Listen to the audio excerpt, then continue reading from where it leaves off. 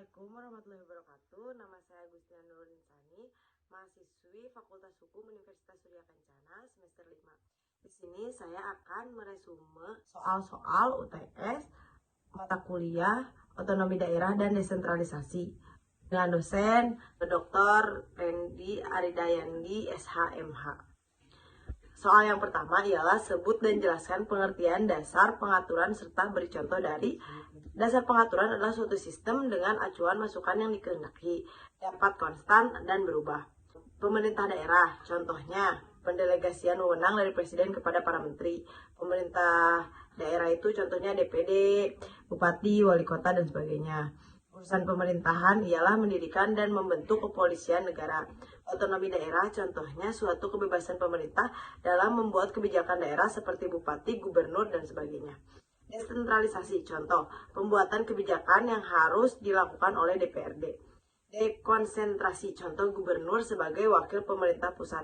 Tugas pembantuan contoh kegiatan penanggulangan kemiskinan perkotaan P2KP.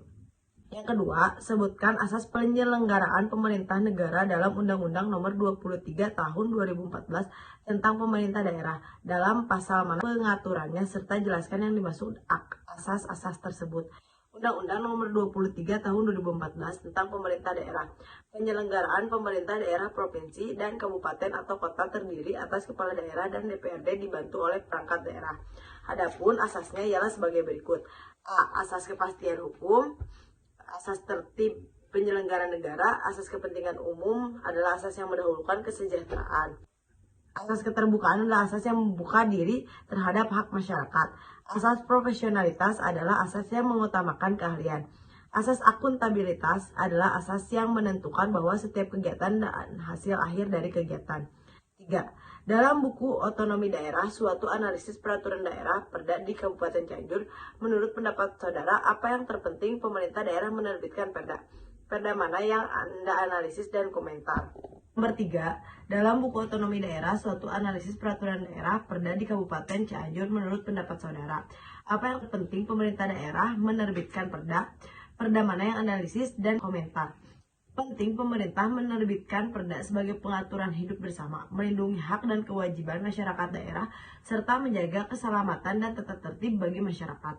Perda tentang analisis peraturan daerah Kabupaten Cianjur nomor 19 tahun 2012 tentang pelestarian dan pelindungan padi Pandanwangi Cianjur.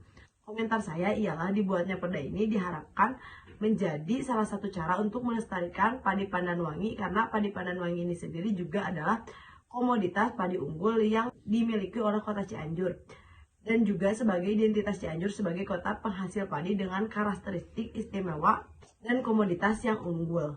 Nomor 4 ialah dalam buku Otonomi Daerah, suatu tinjauan dari himpunan resensi buku, apa masukan atau kritik saudara berkaitan mengenai tujuan otonomi daerah, yaitu tujuannya diterapkannya adalah memperbaiki kesejahteraan rakyat. Pengembangan suatu daerah bisa disesuaikan oleh pemerintah daerah dengan potensi dan ciri khas daerah masing-masing. Oleh karena itu, walaupun daerah diberikan kewenangan otonomi seluas-luasnya, akan tetapi tanggung jawab akhir tetap berada di tangan pemerintah pusat.